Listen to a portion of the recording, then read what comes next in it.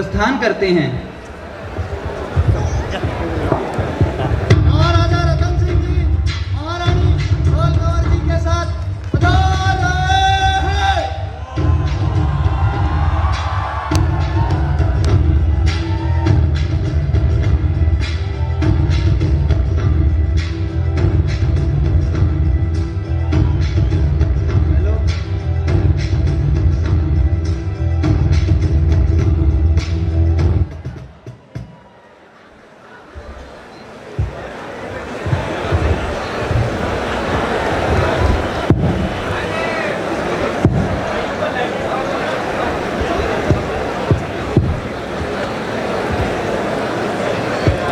कमालनी महाराज, आप दोनों को विवाह की बहुत बहुत शुभकामनाएं। आप दोनों की जोड़ी अद्भुत लग रही है। महाराज, आपके विवाह के शुभ अवसर पर हमने जश्न का आयोजन किया है। जश्न आरंभ किया जाए। जो आज्ञा महाराज।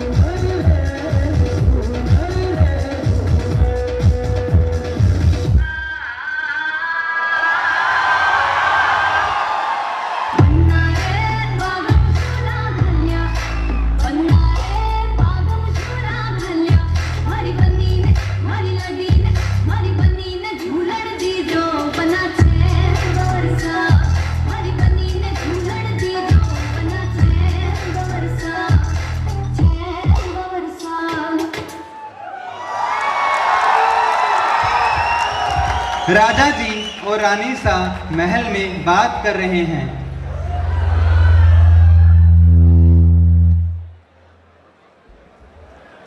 प्रिय, तुम्हें अपनी जीवन संगिनी के रूप में पाकर मैं खुद को बड़ा ही सौभाग्यशाली महसूस कर रहा हूँ।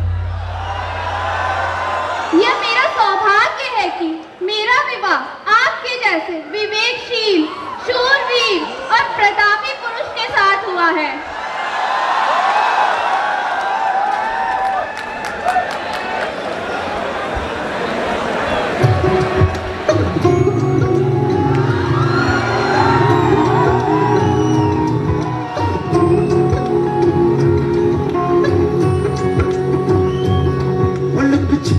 जाओ जी, मन बीत कराओ जी, अल्लाह क्यों तरसावे हो, मन सक अकल दिखाओ जी हर शरारत सब जानू मैं तोहरी हर सले उन भंगा दी मैं कह लगे मर बिगड़ में जागी रोकड़ी अंदन भारी चांदनी मन दामन में मां ये तो सीरे झुम झुम झुम झुम झुम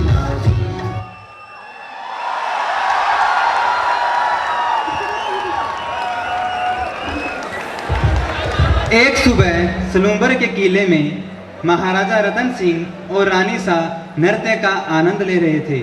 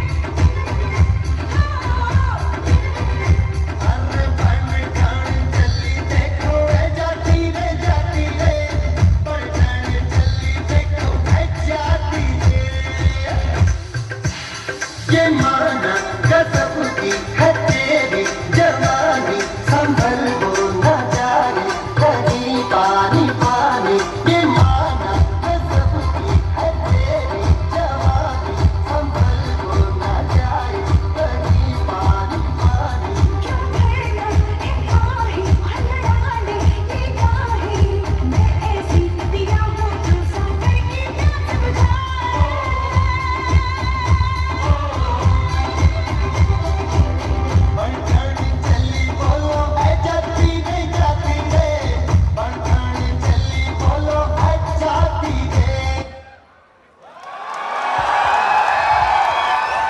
महाराणा राज सिंह का राजदूत सरदार रतन सिंह के लिए संदेश लेकर आता है।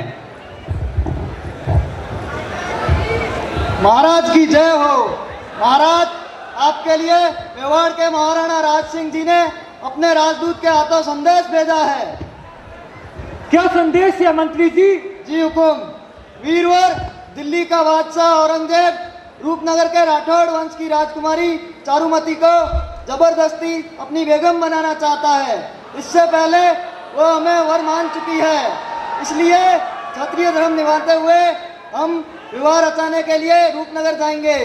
जब तक हम विवाह संपन्न करके मेवाड़ लौट ना जाएं, तब तक औरंगजेब की सेना को रूपनगर तक पहुंचने से तुम्हें रोकना होगा और हमें पूर्ण विश्वास है कि आप इस जिम्मेदारी को पूर्णतः निभाओगे। मंत्री जी, सेनापति को सूचित किया जाए, सेना को कूच के लिए सज्ज करे। जो आज्ञा महाराज।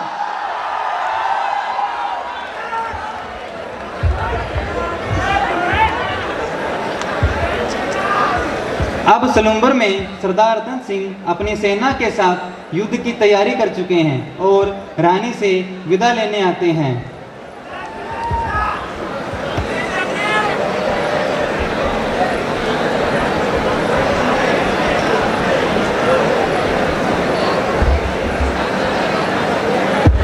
रानी राजा रतन सिंह को युद्ध पर जाने के लिए तिलक लगाकर विजय कामना करती है।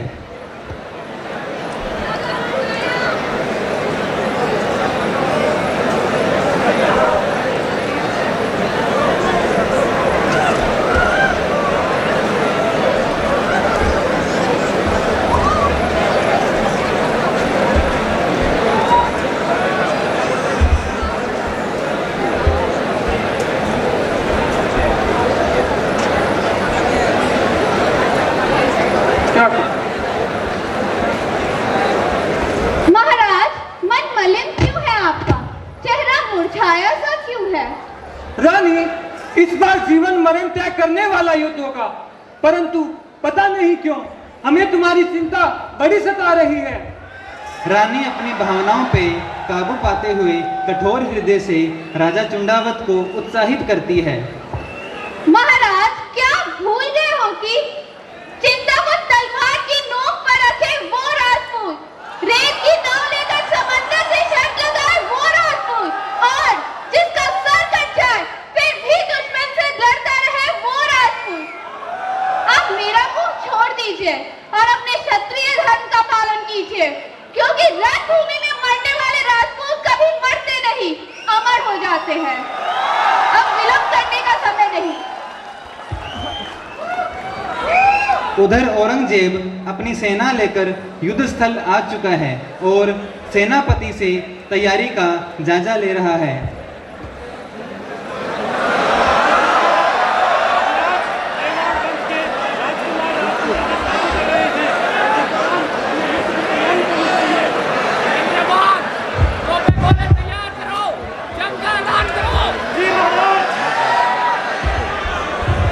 रतन सिंह भी युद्ध स्थल पर आ चुके हैं, परंतु उनका मन बार बार रानी की याद से विचलित हो रहा है, इसलिए वह यदु सिंह के हाथों पत्र भिजवाता है।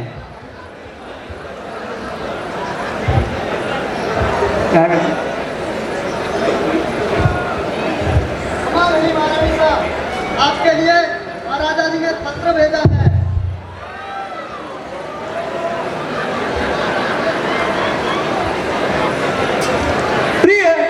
मैं यहाँ शत्रुओं से लोहा ले रहा हूँ। अंगद के समान पैर जमाकर उनको रोक दिया है। मजाल है कि वे जरा भी आगे बढ़ जाएं। यह तो तुम्हारे रक्षक कवच का प्रताप है, पर तुम्हारी बड़ी याद आ रही है। राजदूत द्वारा कोई अपनी प्रिय निशानी अवश्य भेज देना।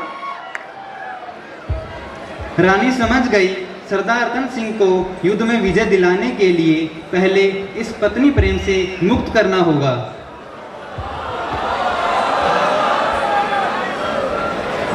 वीर, मैं तुम्हें अपनी अंतिम निशानी दे रही हूँ।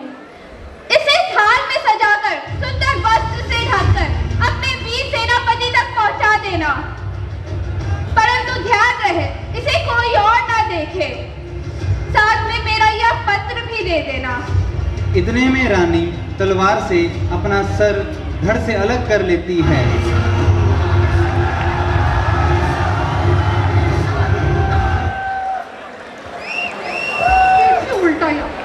यदु सिंह आंखों में आंसू और हाथ में थाल लिए राजा के पास आता है। महाराज की जय हो। क्या संदेश है युद्ध सिंह? प्रिय, मैं तुम्हें अपनी अंतिम निशानी भेज रही हूँ। तुम्हारे मोह के सभी बंधनों से मुक्त कर रही हूँ। अब निश्चिंत होकर अपने कर्तव्य का पालन करें। स्वर्ग में तुम्हारी बाट जोहूंगी।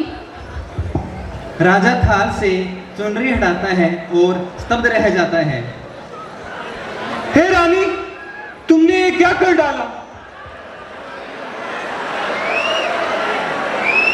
अगले ही पल रतन सिंह रानी के कटे हुए सर को गले लगाकर जय भवानी के नारों के साथ शत्रु सेना पर टूट पड़ते हैं।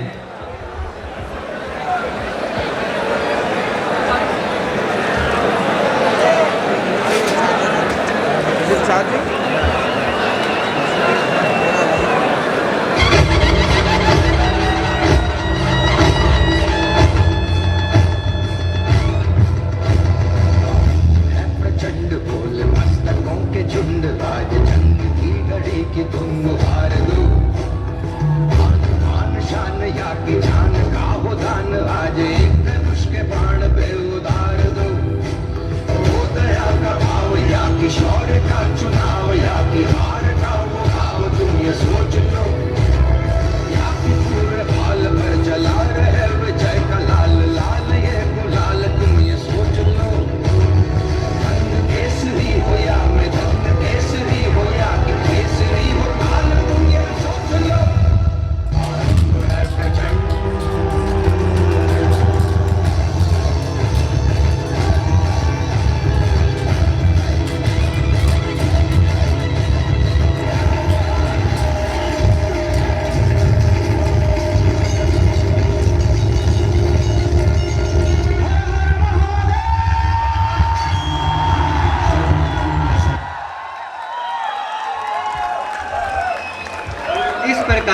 रतन सिंह अंतिम क्षण तक लड़ते हुए औरंगजेब की सेना को खदेड़ देते हैं और मेवाड़ को सुरक्षित बचा लेते हैं, जो कि हाड़ी रानी के बलिदान के कारण संभव हो पाया। धन्य है ऐसी नारी, धन्य है ऐसी धरा, जहां ऐसी वीरांगनाओं ने जन्म लिया।